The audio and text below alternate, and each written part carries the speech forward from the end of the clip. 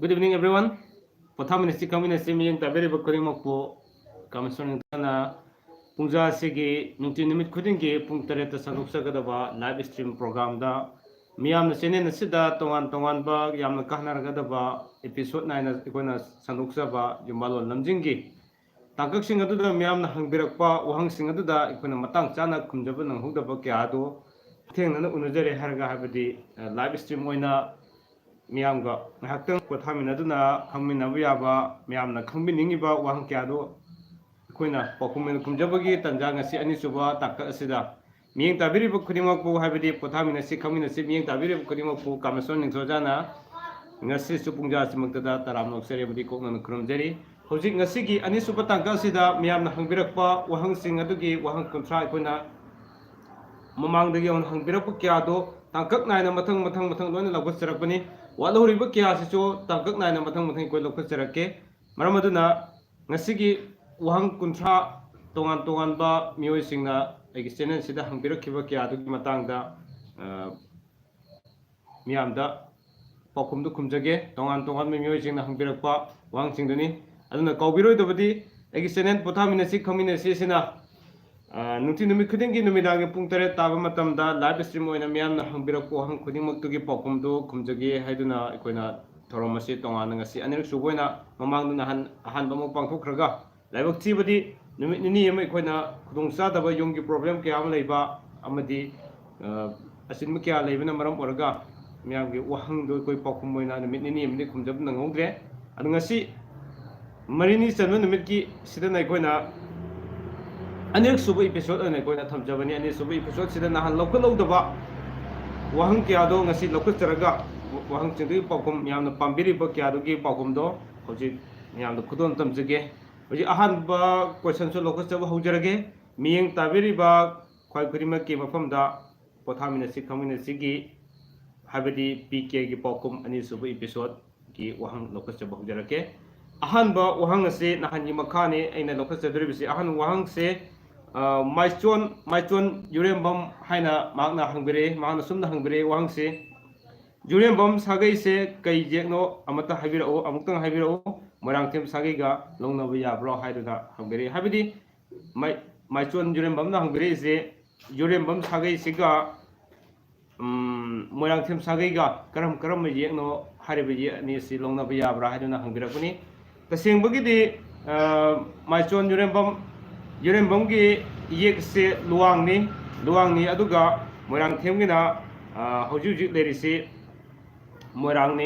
yek ni morang salai hajabatare aduna luanga morang gasi longnaba ke sukaide yek supunde yamna phai haiduna hanbagi wangi pokum se sumnu kumjage ani suba wahang amuloko jage ani suba wahang sina Roni hijam na hangbirakhiba ai comment box hangbirakhiba singduni aina matang sana khumangam jahogdaba nahan join haijakibdini marakta namtang haijahoge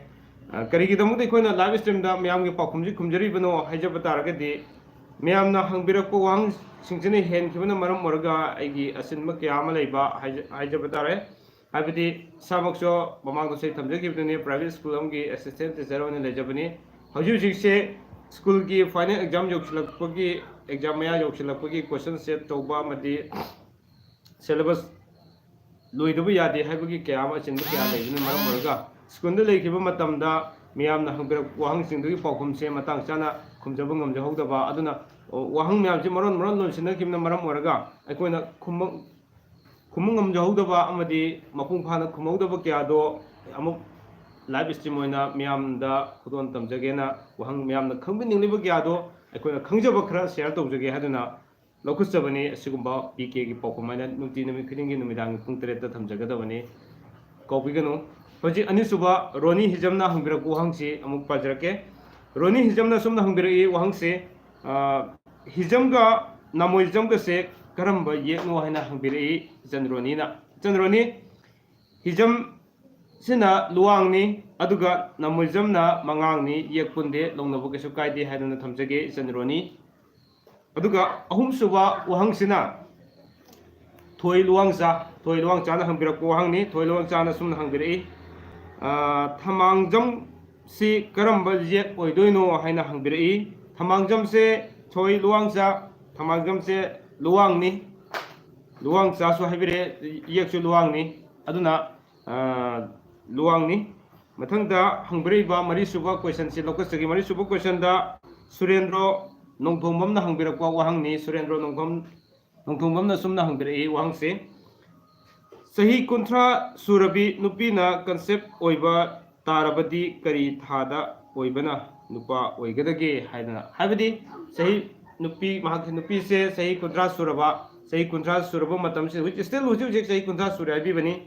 hujik sahi kuntra suba taragade aina nahan pije khiba satugi matung inna haijaba tare Chinese calendar sat nama pijaba tugi matung inna di hujik si October ni na October simadi concept ohen birono aduga November December se sapsana tabani haduna November December se sida concept ohen biba taragade adom gi pido id isa ni pa ma de soidana phang gani haibagi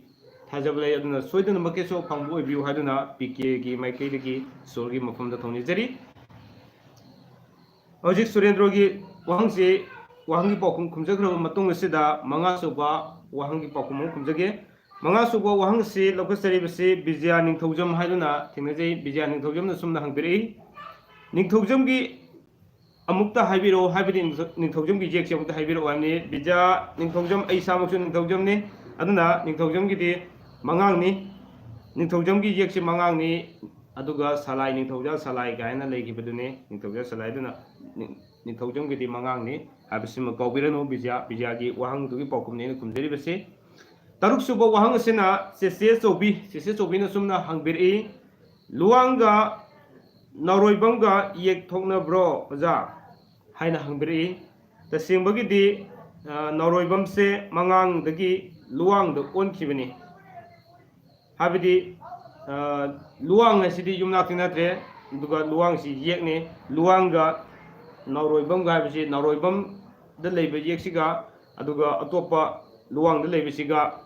sisi chobina hangbirei bisi anisi yek thokna bra haina hangbirakbani luang ina je am leijare aduga naroibam haiba se maki yekti mangang ni haibini mangang ni aduna anise naroibam da taba yumna am hekka aduga nakpigani naroibam sina mangang da tabani aduga naroibam siga any luang da taba luang yek da taba sagai am hekka longnab da kisu kaidi yamna phai haidana sisi jobi mafam da thamjage matangi tare suba wahangi pakum lakus tage tare suba si ningthaujam Priyanka Devi na sumna hangbirei ningthaujam Priyanka Devi na waikhom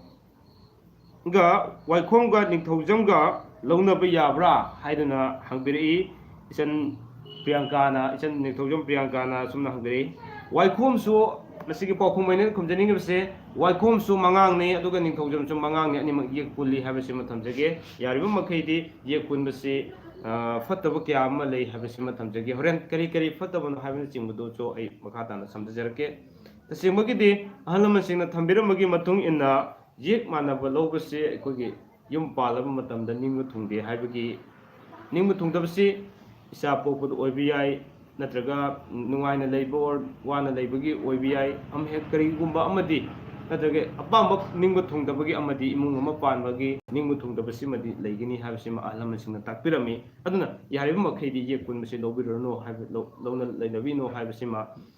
ahalama singna takpirambagi matungina ngasi miyamda share tawjabane thagachari ningthaujam Priyanka Devi dongi pakum so pijakre mathangi nipan suba wahang lokachage nipan subada ningombam naubi na sumna hangbirei ningombam di kai yekno oja haina hangbirei isan naubi ningombam se angom ni ningombam sina angom yekni adna khangbiro isagi yeksi angom oibani angom yekni angom salai ni habisi khangbiro mathangda mapan suba wahangda Puspa Takhelambam aigi channel asibu thawai tani yengbiriba channi aduga matam khudimagdai channel asibu support tobiba channi hariba aigi video sing asi yengbiri harga likes nambire aduga yamna aigi channel asibu pung thawgipiba channi chan Takhelambam channel asigi maikei dagi habidi pk gi maikei dagi so ngapkhai deni chan thagasari makhata na aigi video kya amasu support tobiro like share tobiro amadi mayam ki aning ba pamado ngamni ma makai pothaminasi khaminasi na so ning ba thungan jana bugi damak yam lep leitena ngambu ojage hona jabu ngambu ojage habasi sengi mafam da thamjage thagachari agi channel bo hena pungni thogat pi basan puspa takalambam ngapkhaleidena pk gi makai regi adomso toru toru khudi makta mai pa ko oibu habasi thamjage mathang da tara subo wahang asi Ranjit Chinga Khamna Ibirakpani Ranjit Chinga Khamna Sumna Ibiri Tamot Chinga Khamga Konjengbam ga se kari yekno yek punbro haina hangiri inaw Ranjit ki mafam daina thamjaning mase Konjengbam sina khangan ba yekni aduga Chinga Khamsina salang laisang themni yek punde yamna phaba longna leina bo ke sukai da ba adugu yekni habase thamjage Konjengbam ga Chinga Khamga longna bo ke su yai karimata kai belaite habisima naurenje ki mafam da thamjage mathangi taramathoi suba wahang lokat charibase Sukriya Begum haidana Sukriya Begum na sumna ibirei takpiri ba somda sangyeng asi tawdana kanaba phangbirabra amukta asumado kamenda haibira uba ai kamenda di hajaroroge ojek ai gistin sidagi live stream doin hajarage na ina so thamjake bani san Sukriya Begum tasengbagidi iswarna so sanbadagi ai ngasi fawde honajariba khudimak mai paksari aina iswarbu thajaba adu tasengbagidi koi punamakse channel asibu thajaba thamdringi mamangda iswarbu sana thajaba thambiyo habisi mana thamjage ko iswarbu thajaba thambaga thajaba si leiribu makhaidi loni ningmu thungi habisi ngasi fawda ai isada thinajaba wafamni habisi ma isan Sukriya Begum gi mafam na thamjage takpireba thambireba feedback asima aina haijaningi de isamuktada asi fawda isorna chanbadagi aina ningjaba khodimakto mai paku ngamjari habisima isan Sukriya Begum gi mafam thamjage thagachari sumna feedback kya ama pibirakpa aigi maramdasu hangbirakpa aigi maramdasu hangbirakpasi na hena mayamda khangminabu yabagi tanjadu leibinina isan Sukriya Begum bo makata nasu feedback wahang kya ama hangbiro aikoi ga toina unaminasi pothaminasi khaminasi ga toina unadana wari batai sanabagi tanjadu lominasi habisi thamjage mathangda taranithoi subu wahangda sumna lokhasage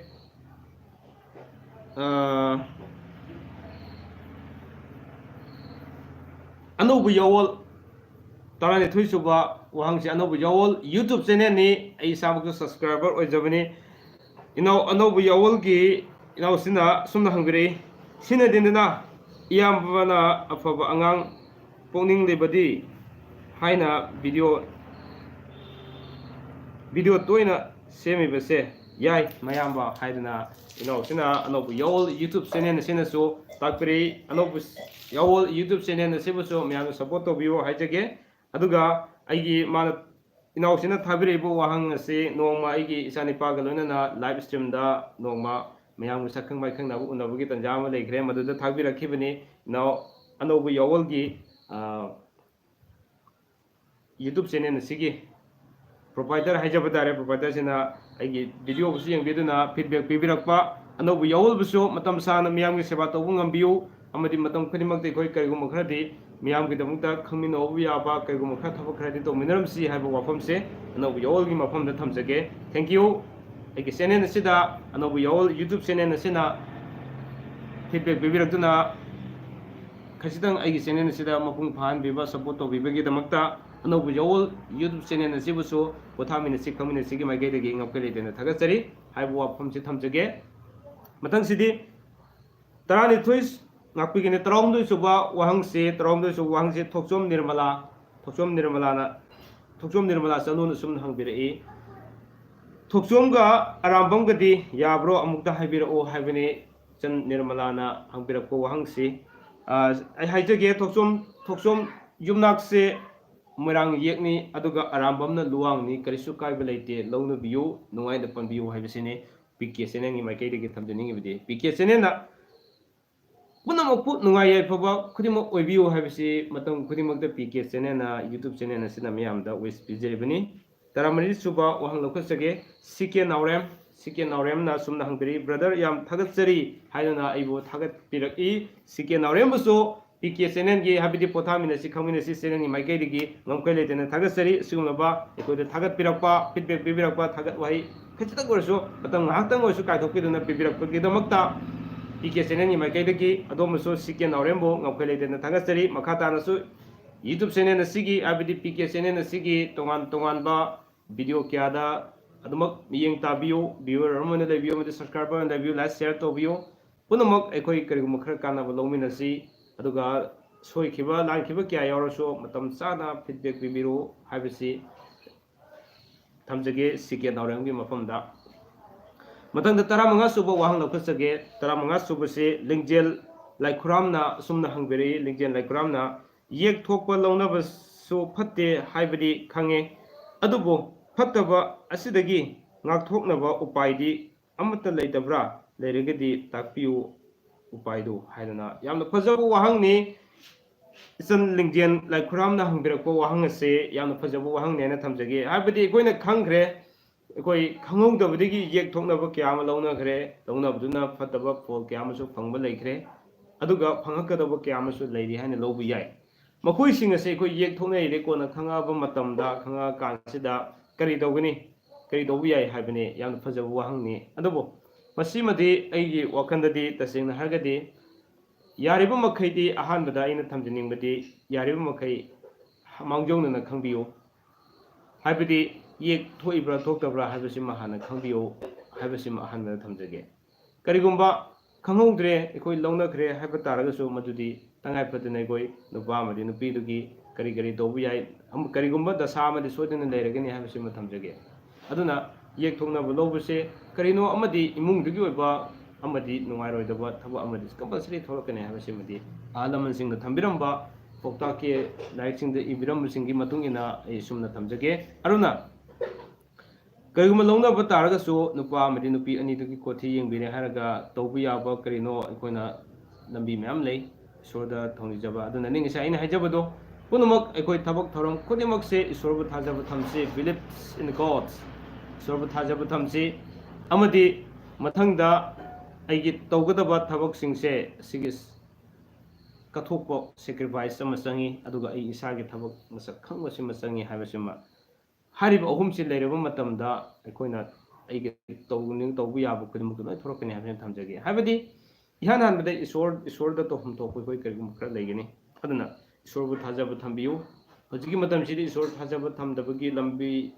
mioi kya amas thokpire amduga matam sigi awon kya am leirabnina adubo egoi isorda thajaba thamdabadi yate ahan badaina hajaningbadi isorda thajaba thambiyu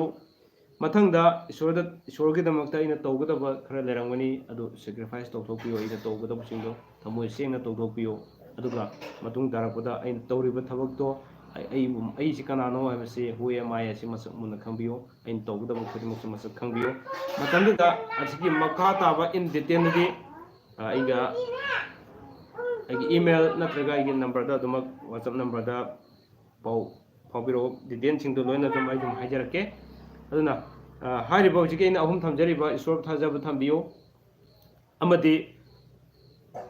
sacrifice tobiyo amadi ai kanano haisi khangbiyo habasi si karino habasi mta hana pukning changna option biyo habase lingjen laikhrang mi mahumna thamjage yam pajabu wahang hangbirakpagi damakta PK channel ni maikai dagi ngamkai ledena thagajari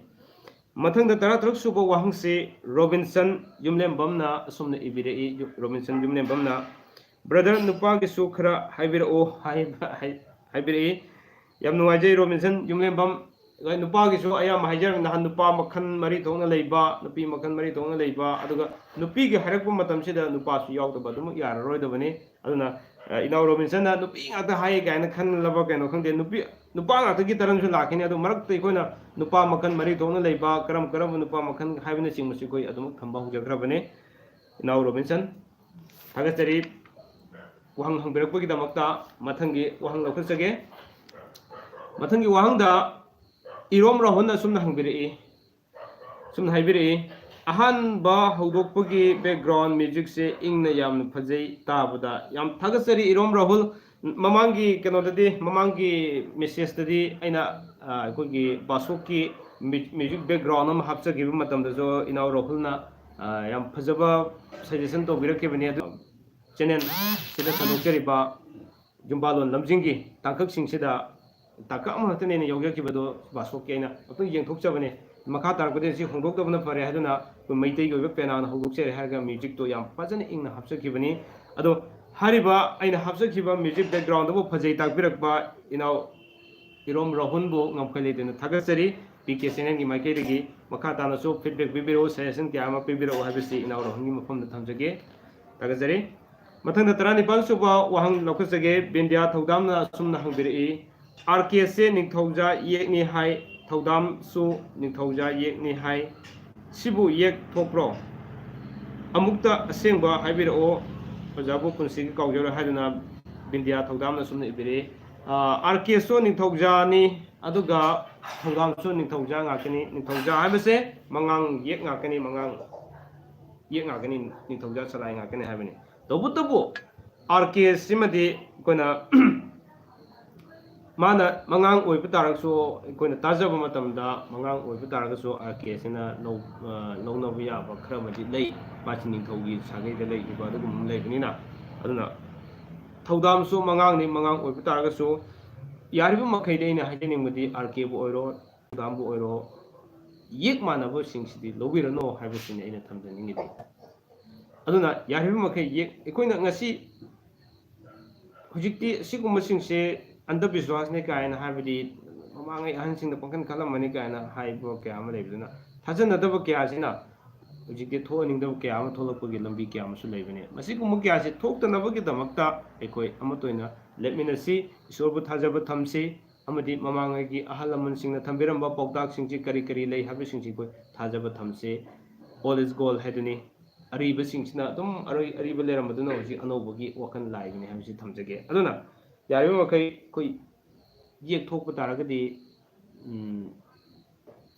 लौबिरनो हाइबसिमा थमजगे नमहगदे thank you तरामपन सुबा वहांसे लंथोय खाइदेमना Sumana हंगपेरई इयाम्बा खाइदेमगी येक्सी canoe खरा हाइबिरओ हाइबनी इनाव लंथोयगी आदि खाइदेमगी येक्सी खांगंबनी ngakpigini khanganba yekni aduna lanto somgi yumna khaidem se magi yeksi khangan bani habasi kaubirano matangda kunsubo wang lakusage kunsubo wang da malem laisramna sumna hangbirei malem laisramna topic kunimak adum yai haiduna inaw malem laisramna sumna hangbirei thagasari inaw malem agi topic kunimak pu yam nungai takpirakpa sumaina ekhoda thagat pirakpa amadi feedback ya bibirek pasini PK channel na adumatik hainingai letena nungai jaribidi amadi ekhogi channel asibu su mapung phani jengbiram bagi damukta malem naisrambo ngamkhale dena thagasari makhata na adumak hena nungai raba channel asida program kaya ma sandopung ngambu oijage habasi ekoina thamjage thagasari sigumba thagat wahai thambirak bagi damukta malem naisrambo PK channel ni maike deki amukhana thagatsabu phongdoksari matangda kunmathoi suba wahang lokasage kumathoi sugo wahang asibu hangbiribana resma khoiromna sumna hangbiri kainomta hangjage nupagi safu aduga nupigina khabai tabasi foldi kaino habi kari lege habiro habiri isan resma da ina hajeningmadi yaribu makai ekoina sigi nahan joina ahan batang kakteina thamjagibne nupadagi horga nupagi mapumitagi horoge koina safu iwan khabai chegap haidana thibane amuka safu iwan khabai chegap ana horokadabani numitareni sida all sum lakadaba aduna yaribu makhai de ina haijeningbadi koina safu masen tabagi seo safu masen tabase kari du nungai jino kaina hangbiraku seo kimne heng mathangi takatu su lakani adu hoji sum khara sum haijage safu ani taragade safu mu kai bai chawna sane ama karade ama le hoba haibane aduna yaribu makhai de safu masen tabas haibadi mapok numit manaba lobirno haibane Uji haibiri besina khabai taba haimne khabai taba se mapung ekoi ahal lamasing na haibiram am lei yumda khabai khara sana kai na haibiram duna maram oraga khabai taba se ekoina yarim kai phatte na haijabase imungse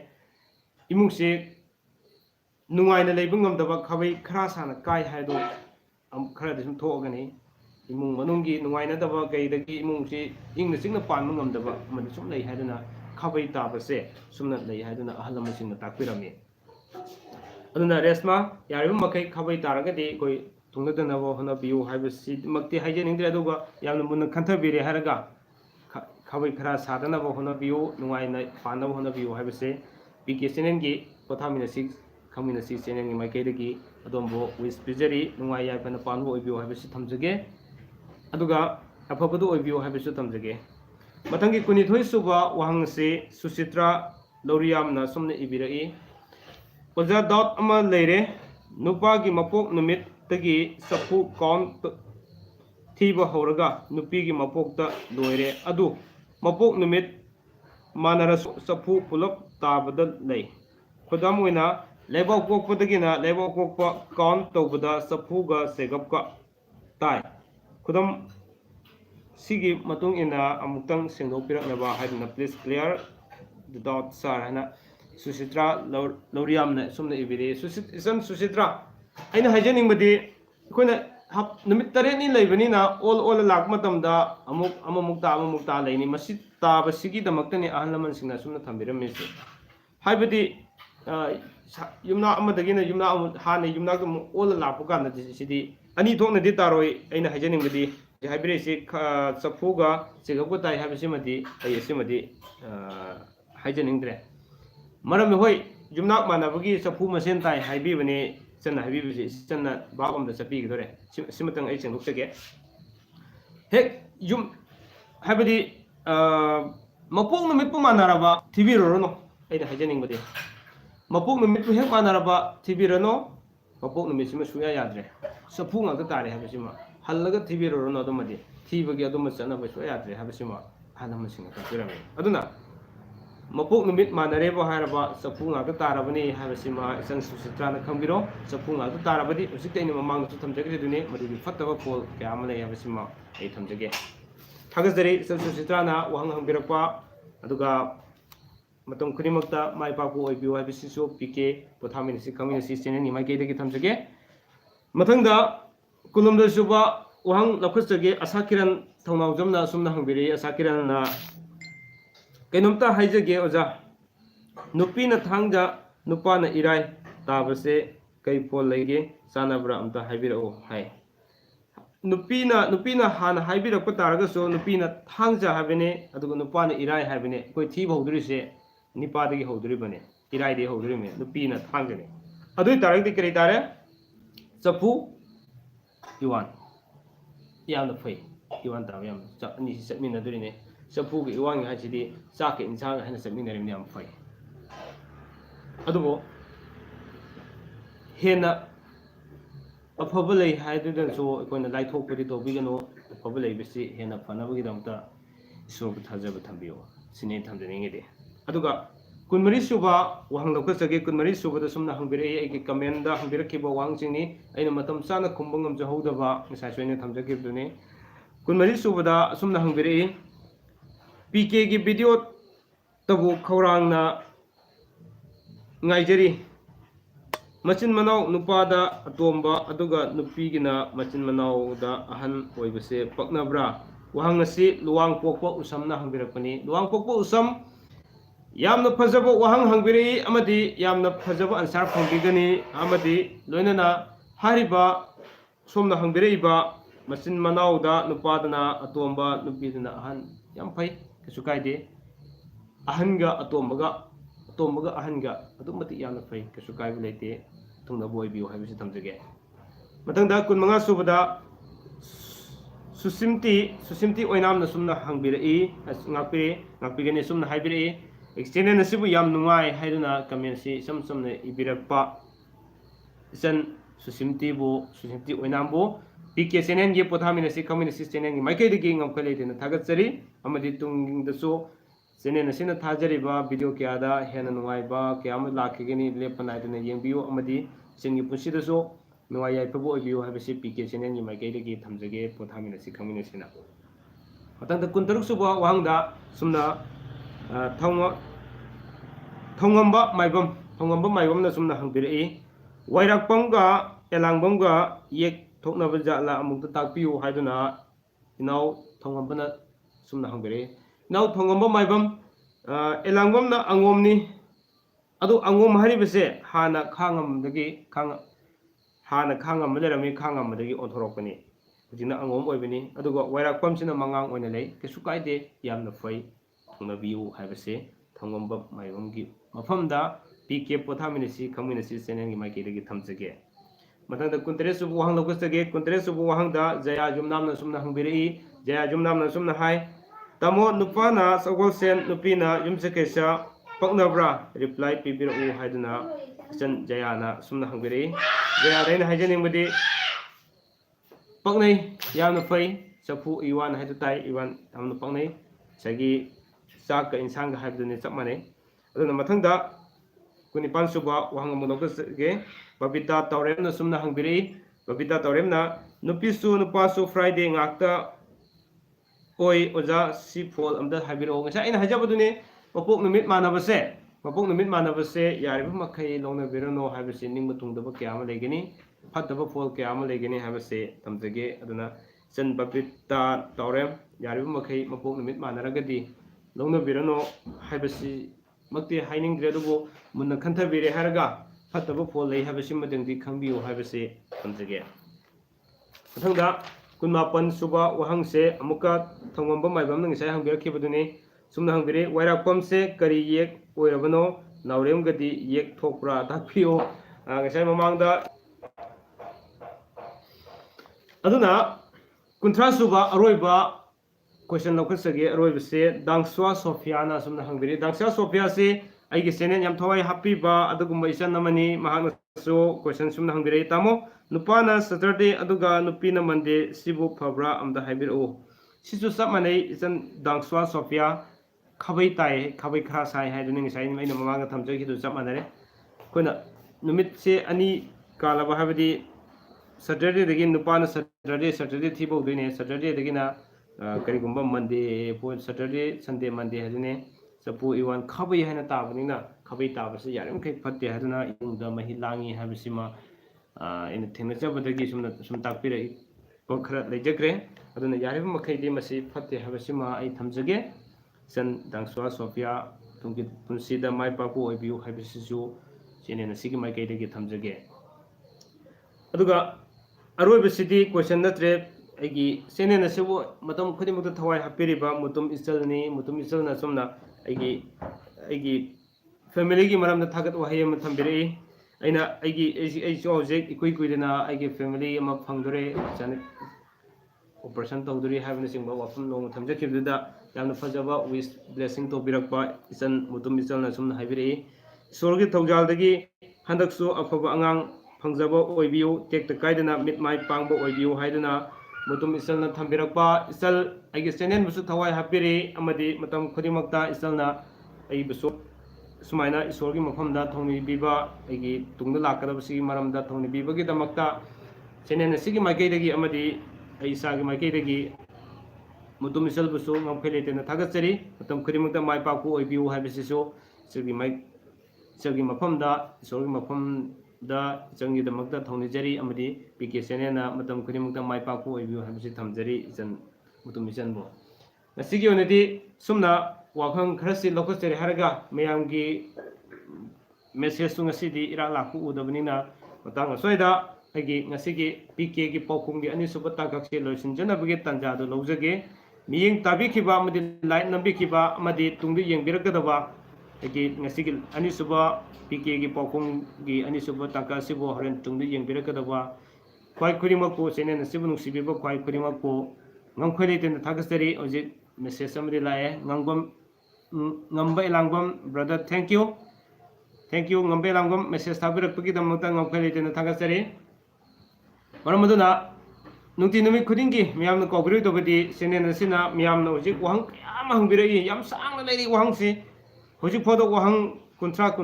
wahang humfu ga lokachari